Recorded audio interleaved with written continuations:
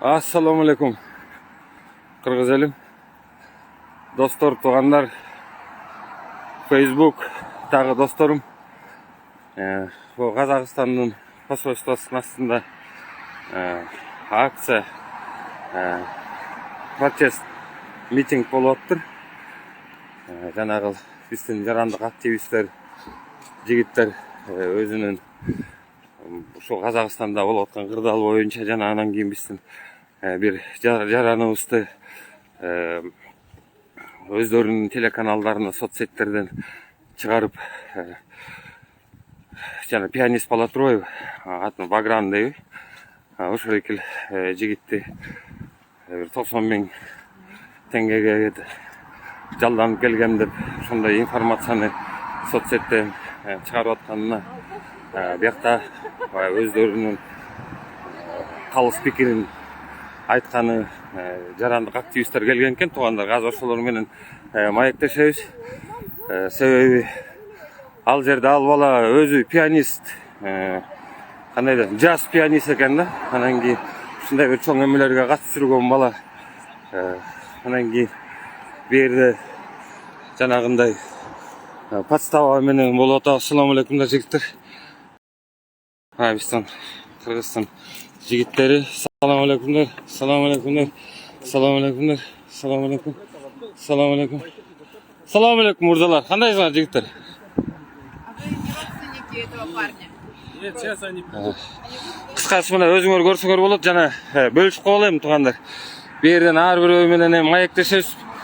Булардын баары тең биздин мырзалар, билесиңер, Кыргыздын жигиттери, кердектери, блогерлер. А болбосо мына плакат кармап алыптыр. Мен эми бияктан интервью алайын.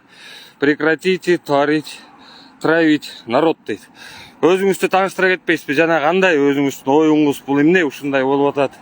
Бул жагдайдан кантип чыкса болот? Бул канчага чейин узалат? Ошол эки боюнча өзүңөрдүн пикириңерди. Власти Казахстана должны сами признать, разобраться в этой ситуации. Да? В первую очередь, мы никогда, когда у нас были события в 2010 году, да, в 2021 году, когда на нас напали талибы, да, не талибы, а в Баткене таджикские террористы, да, то есть мы не обвиняли же никого. Маджахеды. Маджахеды, да. То есть мы никого не обвиняли. Мы сами своими силами разбирались со всем с этим, да. Тем более мы не обвиняли соседние государства. Да. Всяческими способами мы сами, граждане, собирались и помогали. Отправляли продукты в Баткен, вещи в Баткен отправляли. Когда были события на юге, когда там, по сути, была межнациональная война, там узбеки воевали с киргизами. И в этом случае мы опять-таки никому не обращались за помощью, мы сами своими силами решили все эти вопросы. И сегодня, когда нас, наш народ, киргизов, обвиняет в том, что мы участвовали там, ну это очень печально, в Казахстане, это очень печально. Власти Казахстана должны перестать обвинять соседние государства. Это началось с дикого Армана, да? Нет, в соцсетях же он же сперва посыл кинул же, да, что якобы там наши кыргызы приезжают. Какой, с нашей стороны ни одного кыргыза. Какой дурак может полететь туда? И тем более мы не такой народ, мы же... Основная проблема в том, что просто в простое время, не во время каких-то событий, да, в обычное время, в гражданское время, когда нет никаких событий, перейти в Казахстан это проблематично. Конечно. Это прям проблема. Да. И знаете, как бы мы сегодня, да, наши власти, наш народ всяческим способом пытается помочь казахам. Да, согласен. Мы открыли границы. Мы открыли, сделали им въезд без ПЦР. Без ПЦР, да. Сегодня каждый день прилетают самолеты из Казахстана, и мы их принимаем, эти граждан Казахстана. Но на сегодняшний день власти Казахстана должны просто прекратить политические интриги, прекратить разжигать народ. Один вопрос. Они якобы так хотят предоставить, что для мира, что эти 20 тысяч террористов это соседних государств. Это такой вид, думаете, они хотят предоставить? Если требовали снизить цены на продукты питания и снизить цены на ГСМ, то вначале пошли на это. Да. То есть террористы требовали снижения цен. Все, бияқта мынаке орыс тілінде ұқтық, ең берді қырғыз тілінде кім? Сөйле. Биринчиден биз чогулганыбыздын себеби баарыңыздар билесиздер, урматтуу кыргызстандыктар, 2-январдан бери максималдуу түрдө биз маалымат таратып атабыз. Казакстандын ичинде болуп жаткан окуя боюнча казак эли бийлигине каршы өзүнүн талаптарын коюп чыгып аткандыгы боюнча биз эч аралашкан жокпуз. Туура кылып атасыңар же бас кыла деп да сүйлөгөн жокпуз. Биз болгон маалыматты карап турдук. Бирок тилекке каршы акыркы учурда манипуляция форматында берилген маалыматтар абдан көбөйдү. Баардык көз карандысы масал маалымат каражаттары жабылып, бийликтин гана телеканалдары иштегендиктен ал жагына дагы биз унчукпастан карап келдик. Бирок бүгүнкү чыккан кыргызстандык жаран, белгилүү жаз музыкантынын террорист катары жумушсуз атайын Кыргызстандан ушундай бир жаңжал чыгарууга атайын максат коюп келген деп Казакстандын мамлекеттик телеканалы берген маалыматка ылайык чыгууга муктаж болуп атабыз. Тим более ал мындай кадыр баркы атагы чыккан эле болот экен ал, э? Биз бир гана музыкант болот. Борбор Азияда таанымал музыкант. Пианистр. Биз бүгүн казак бийлигинен талап коюп атабыз.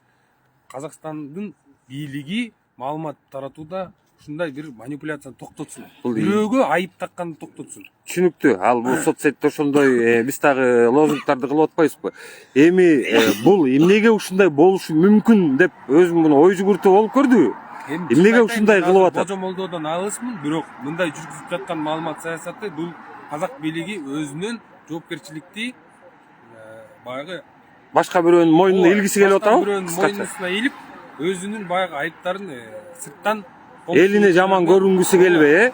Элине баягы мына көрдүңөр силер жакшы эле талап коюп туруңар эле, сырттан келип бузуп кетишти деген баягы маалымат берүү боюнча формат болуп атат окшойт дейт. Ошондой ойлор. Ошондой кетип атат. Мына бүгүнтөн баштап биз талап коюп атабыз. Бийлиги маалымат таратууда мындай объективдүү болушун. Бирөөнү айыптоодон алыс болушун. Мына биз атайын бүгүнкү күндө расмий кайрылууну дагы берип атабыз. Ошону көрсөткөнчү. Мына, мы, кыргызстанцы, с первых дней событий в Казахстане с тревогой и болью наблюдаем за происходящим. Казахстан — это не только наш приграничный сосед, деп.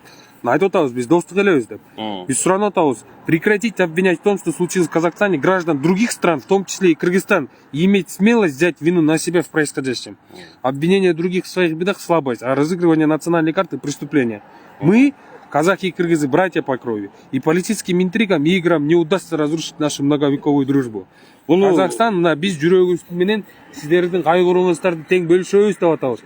Түшүнүктүү. Эми ушурекини берге канцеляриясына бердиңерби ушурекен кайрылууңарды? Азыркы учурга чейин биз расмий өкүлдөрүн күтүп атабыз. Биз билебиз, жекшемби күнү болсо дагы Казакстан бийлиги азыр өзгөчө режимде иш алып барып атышат. Ошондуктан чыгабы деп күтүп атабыз өкүл. Чыгабы деп, э? Чыкса ушурекини колуна берген тасыңар, э? Ошол туугандар берди. Сиз эмне бир ооз айта аласызбы? Айтпагандан айтыңыз. Бүгүн мынакей ушул атайын биз дагы кайдыгер карабай ушул биздин музыкантыбыз, пианист кандайдыр бир 90 000 теңге үчүн баргандыгы менин күнүм саламандырат. Биринчиден ал интервьюсунда айтып атат. Мени какой-то бирөө телефон чалып чакырды деп атат. Какой-то бирөө эле телефон чалып чакырса, ушул биздин музыкантыбыз ошол жака барабы? Биринчи суроо. Экинчи суроо бул айтып атат. 90 000 теңге үчүн деп. Мунун деген бир чыгып пианино жаз ойногону эле $200 турат. Бул каяктан жумушсуздуктун айынан анан мен ушинтип бардым дегенин баардыгы жалган деген маалымат катарында келип атабыз. Анан ушул Казакстан бийлиги азыр мынакей интернет жок. Бул ушул расмий каналдарынан, расмий каналдары берип аткандыгы бул бизди абдан өкүндүрөт. Биз мынакей ушул жерде казак кыргыз бир тууган боордош элбиз, жаныбыз бир деп турсак, биринчи эле очередь Токаевдин сөзүнө бизди террорист катары көрсөтүп аткандыгы мени өкүндүрөт. Ошондуктан мен үйдө жата албадым. Кыргыздар эч убакта кыйынчылык болгон күндө дагы мына бизде мына акыркы эле 2020-жылы Кыргызстанда дагы бийлик алмашты десек болот. Бирок эч кандайдыр бир мародерствого барбастан мындай кыйын күнгө кабылып турганда дагы ОДКдан жардам сурабастан кыргыз мамлекети ички саясатын өзү чечип, өзүнүн арабасын өзү согуп келатат. Казакстан мамлекети биринчилерден ушул кыргыз жаранын күнөөлөгөн мен абдан өкүндүрөт. Менде түшүнүктүү. Менде бир суроо бар. Мен көчө күнү бир жакшы бир сааттык эфир жасагам өзүмдүн Facebook'умдан. Анан ошондо айттым эле да. Бу жерде биздин мына өкмөт жанагы ОДКБнын алкагында жокерлерди жиберилди да, жогорку кеңеш кабыл алып берди. Эми бул чоң оюн, саясий оюн деп атпайбызбы? Эми көп элдин баары эле билип атат, кай жерден келип атат, баягы шамалчы. Эми баягы граница жабылып калат деген божомолдор болду, баягы ун келбей калат, бензин келбей калат деген божомолдор болбоду. Эми ошол экинден кантип биз кыйналып калбайбызбы деди да. Ладно. Эми ошол экиндей болгон күндө дагы азыркы чакта биздин өкмөттү ушул Казакстандын эли эмес, орустардын эли эмес, башка улуттун элдери эмес, а өкмөттөрү мына простыми словами говоря, кидайт этип кетиши мүмкүнбү? Бул боюнча мен мындай деп айткым келет. Азыр мына Токаев дагы деле өзүнүн бийлигин кармап отурат, тизгинин кармап отурат. Ушунча эми билбейбиз расмий канча адам каза болду, бирок ошонча адамдын каны төгүлдү ушул Казакстанда. Ошол нерсенин бардыгын ойлоп туруп, Алматанын полный бийлиги отставкага кетип, кайрадан шайлоо жүрүп, ошол жакта эл үчүн күйгөн патриот казактардын мырзаларын шайламайынча мындай нерсе күмөн бойдон менде кала берет да. То есть биздин өкмөткө дагы баягыдай эле чек ара жабылык, баягыдай эле интригалар болушу мүмкүн деп атасыз. Факт менен айтып коеюн, 2010-жылы бизде ушундай кыйынчылыктар болгондо казак бир туугандар чек арасын жаап койгон. Жапкан, аны билебиз. Андан кийин Казак бир туугандар эмес, казак өкмөтү дейилчи. Давайте ушинтип разграничить эте албайлыкпы. Себеби эл анан өкмөт бар да. Казакстан өкмөтү. Андан кийин дагы бизде ошондой кандайдыр бир мындай бир кооптуу нерсе боло турган болсо эле, казактардын өкмөтү биринчи очередь өздөрүнүн баягы коргоо үчүн, өзүнүн бийлигин сактап калуу үчүн ар кандай кадамдарга барып аткандыгын биз көрүп эле атабыз да. Анан бул бийлик эртең биздин бийликти кидайт этип кетет деген нерсеге мен толук ишенем. Анткени буга чейин эле ушул нерселерди жасап келатышат. Мындан кийин да жазай бериши мүмкүн. Ошондуктан мен айтарым, баягы карапайым калкты кыйнабай, тез аранын ичинде Токаев отставкага кетиш керек. Эми сиздин бул требованияңыз эмес, ой жүгүртүңүз, себеби биз аяка келише албайбыз да. Эми ушундай туугандар, кимде кандай суроо болсо берсеңер болот. Кидайт эткени ушул да биринчи кыргызды жамандап чыкты го. Мынакей бу жерде бир мырза ушундай жооп жазган экен. Бул көрүнүш эле бир жагдай болуп калды. Себеби мындай болуп атпайбы?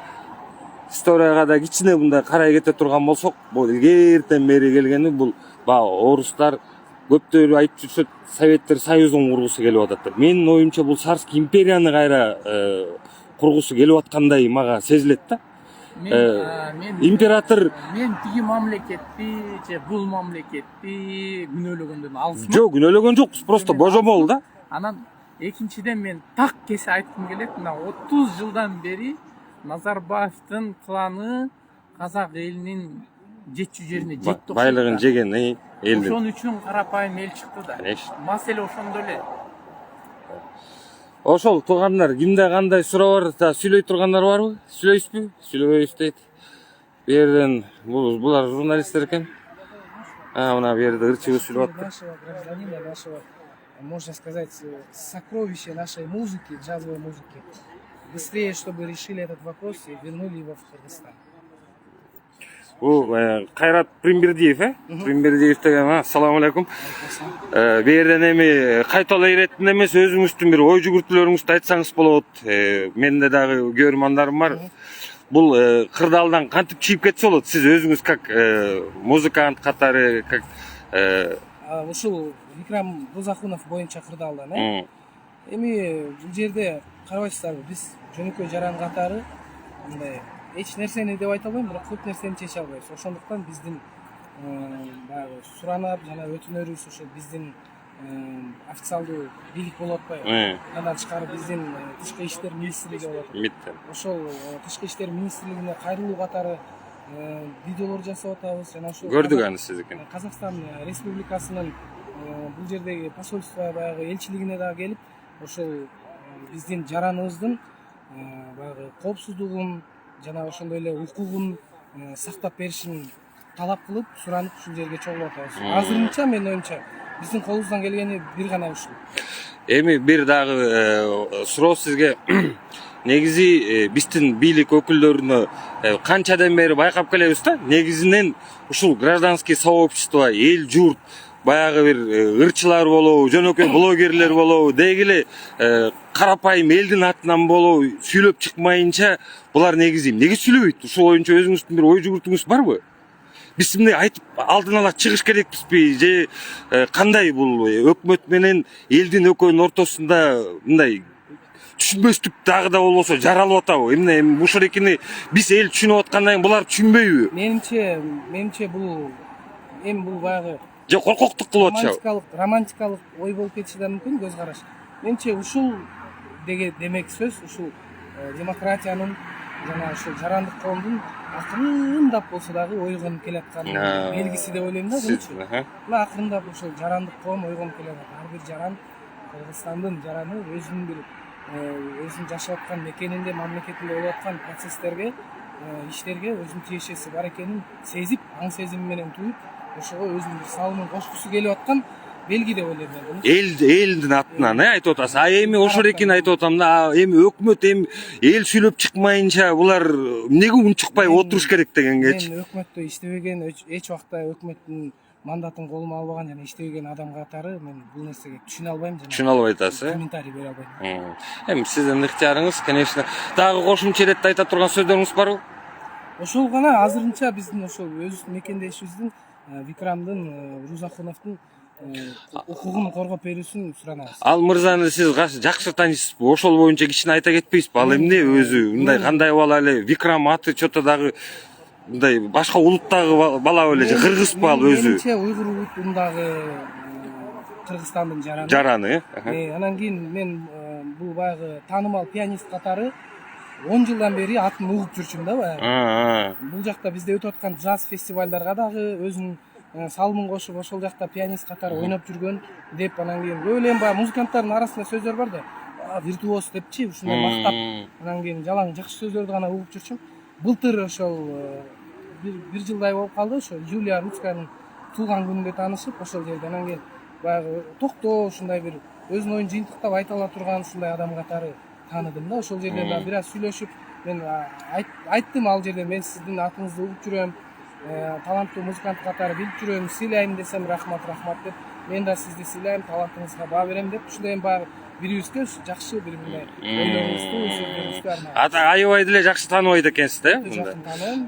Мында семьясы бар белеби? Эми ошондой муктаждыкка чалдыккан бала белеби? Эми булар көчөдө кетип баратканда же бир жерден бир хлопушка болгондо эле кармап алып барып эле ошол жерден бир сабап туруп сүйлөтүп койгондой тарис жаралып калыптыр да ал жердечи. Эми ал боюнча, үй бүлөсү боюнча, бала чакасы боюнча азыр ошол эң жакын тааныган досторум азыр келе атышат. Юлия дагы келе атат, Рудская ошол өзүнүн Юлия Рудская ырчы кыз ал, алар дагы ошо жакын анткени себеп дегенде Юлиянын концерттерине дагы пианино ойноп жүргөн болчу. Ошондуктан ошолор айтып бере алат да. Ладно, мен сизди дагы көптөн бери көрүп жүрөм. Жакшы ийгиликтерди жаратыңыз.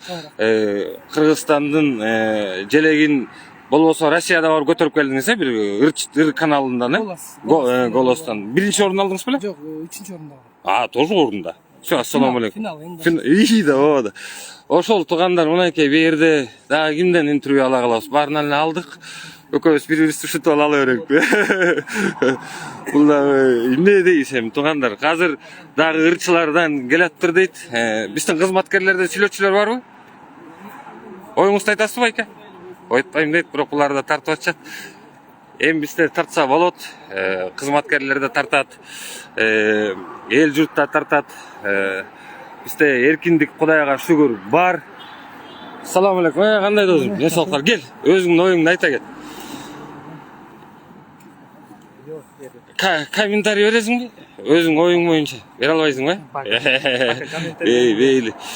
Ошол туугандар, мына бизде ушундай акыбал болуп атат. Ассаламу алейкум ака. Кандайсыз? Не салкарсыз? Кандайсыз жигиттер? Жакшыбы? Өндүрүшкөндөрдү түртүп атам, көрүп атасыңарбы? Колдойсуңарбы? Ушинтип айтпай калышат менин байкаларымчы. Бу жерде сотрудник кызматкерлер келип атат, туугандар. Өндүрүшкөндөр боюнча баары тең эле баягы маалыматтар алып калышты, Кудайга шүгүр. Сиз да сүйлөйсүзбү? Бирөөкөз оюңуз боюнча. Не боюнча? Ушул эми ушул болуп аткан жагдай боюнча ушул жагдайдан кантип чыгып кетсе болот? Мен көп ушундай вопрос берип атам да, Казакстандан кантип чыгып кетет ушул жагдайданчы? Башынан айтып кетсек, 2005 жылкы билет бизде бийлик алмашканда 2005, 2010, 2020 кичине эле мындай болгондо бизде Казакстан менен казак бийлиги бир тараптуу биздин чек араны жаап койду эле. Эми аны билдик анын баары тең уже. Биртадан биз болсо кайрадан чек араны жапкан жокпуз. Кайрадан ачып атабыз. Ачып коюп эми кайрадан эми булар күнөө деле эмес эми ошол. Эми ачам эми мындай күнөөнү бар берсе көрөк, ошолорду эми Бизге оодаргысы келип атат да. Оодаргысы келип атканы мындай өтө туура эмес нерсе да. Кече эле уктук элек бир чайт террористтер деди. Кече бир жапай арман деген бар экен. Ошондон башталбады бүт интриганын баары теңчи. Спецслужбанын адамы. Эми ошонтип айтып атышат, бирок камап салышкан туруп анда кармап алып барып камап коюштур го. Анан өздөрүнүн жанагы чоң эшелондогу болгон КНБСынын эмеси Масинов дегенди камап коюштур дейт эми. Мамлекет жоопкерлер тышкы кирип кетип эми шыктар менен Казакстан бийлиги бизди катууунда бууп, ошондо баягы полицейский государство кылып койшуңуз да. Ошондо кандай ушул жагдайдан кантип чыгып кетсе болот, өзүңүз оюңузду айтыңызчы, конкреттүү мындай кандай предложение бере алат элеңиз? Азыр маалыматтар бар эле. Ушул боюнча эми алар айтат окшойт. Парламентке жаңы шайлоо өткөрөбүз. Так. Парламентте жаңы шайлоо өткөрөбүз. Ошондо жаңы адамдар келип, жаңы лидер келип.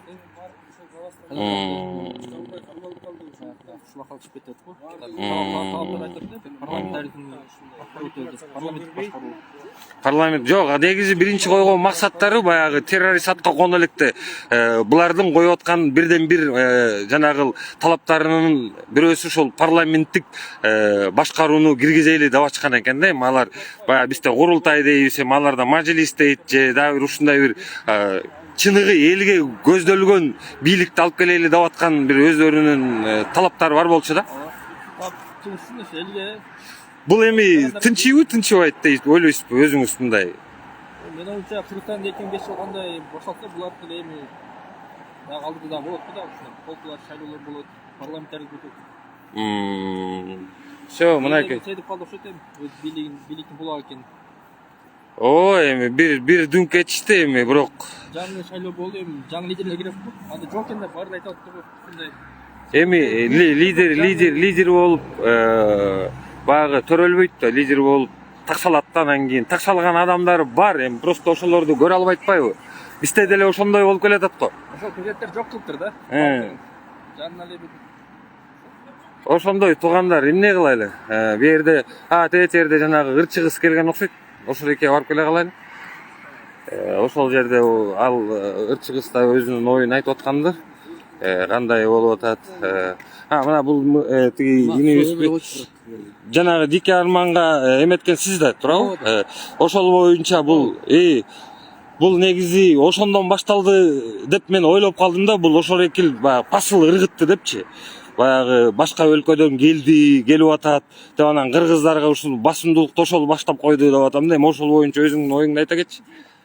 Эми адам башталганын билбейм, эмнеден башталганын, бирок Дике Армандын айткан сөзү өтө туура эмес.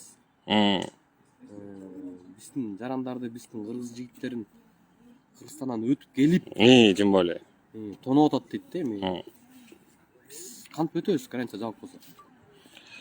Сөздүн кыскасы ошондой болуп атат да. Булар бир жерге бирөөгө оодаргысы келип аткандай жагдай жаралып атат да. Кылып атат, биз бирок провокация алдырбайбыз, бирок ошо Дике Армандын каждый айткан сөзүнө бул жооп бериш керек. Жол бүтүп атабыз. Качан жооп берет? Бүгүн жооп береби, 5 жылдан кийин жооп береби? Качан чыкса, бул жооп берет. Эми ал Папанияжам жашаган эмемин деп аткан турбайбы? Негизи ал вор турбайбы, ворбу? Жок.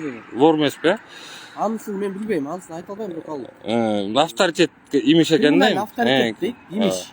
Бирок андай эми биздин дагы бизде көп эле баатыр мырзаларыбыз бар. Бизде негизи авторитет, криминалдык авторитеттер биз көбүнчөсүндө баатыр катары сезебиз да, Кыргызстандын ичиндечи.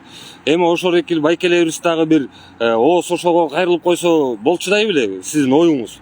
Билбейм байкелер, ал жакта мен крим дүйнөнү эч түшүнүп жокмун. Ну мейли. Все, салам алейкум. Жакшы бирок айбаганда орус тилинде да жакшы айтып турсуң. Мен сенин эмеңди көрдүм да. Ошол туугандар эмне дейбиз эми? Биз өзүбүздүн ойлорубузду айтып атабыз. А берде жанагы Курцкая дейби. $200, да?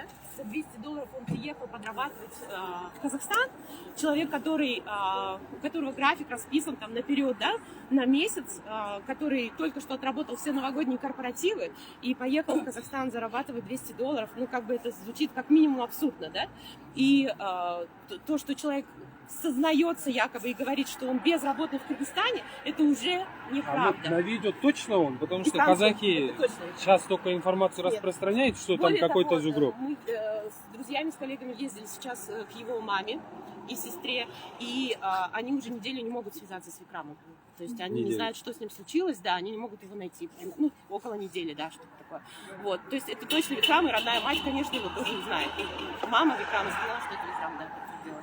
У него семья есть? У него есть мама и сестра. Ну, Да. он не женатый, Да. да? Детей нету, да? Ну, кыскасы, бул өчө кыз экен. Сизде, он у вас работал, да? Он работал со всеми музыкантами Кыргызстана. Мгм. С Нурганом, Джидой Шибрисовой, с Арсеном. Его знает каждый, Кайрат Примбердик, его знает каждый Ну, мы, музыкант да, нашей видели. страны. Да. Поэтому, это просто абсурдно, то, что что этот человек безработный, да, и что он искал возможность заработать за $200 и сейчас участвовать в митинге. Да, это просто абсурд. И скажу больше того, для меня очень сильно обидно то, что в эти дни, когда кыргызские граждане собирают гуманитарную помощь для Казахстана, для граждан Казахстана, которые сейчас оказались в такой тяжелейшей ситуации, да, и никому не пожелаешь такой боли, потерь, да, когда умирают люди. Я выражаю огромное соболезнование всем людям, которые потеряли своих близких, детей сейчас в эти дни. Но нельзя доходить до такого, чтобы соседские, тем более соседских музыкантов, да, пытаться обвинить в том, что это они устроили эти... Ну, это делает, мы все знаем, что это делает власть, а народ Казахстана, я так думаю, он понимает. Ну вот мне очень хочется, чтобы все открыли глаза и понимали Да, все, что происходит. да.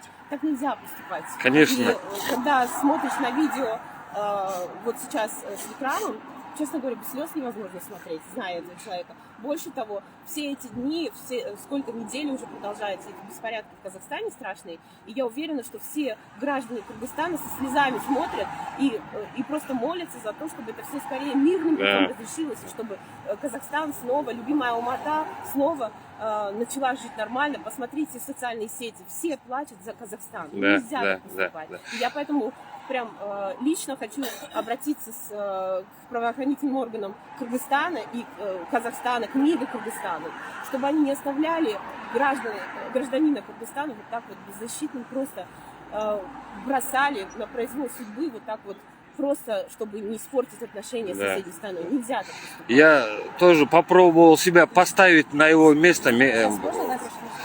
Мен жанагы баланын ордуна өзүмдү коюп көргүм келди да, туугандар. Бул жанагындай ситуацияда кандай поступак жасайт элем мен өзүмдү бир любой нерседенчи өзүмдү ордуна коюп көрөм да. Ушул жагдайдан кантип чыкмак эле, кантип чыгып кетсе болот эле деген анализди мен көбүрөөк жүргүзөм да. Анан ошол эки жанагы баланын ордунда мени мисалга алганда ошол маалда мен Казакстанда болуп калган күнүмдөчү эмне бияка отурса болбойбу? Тротуарга турулса.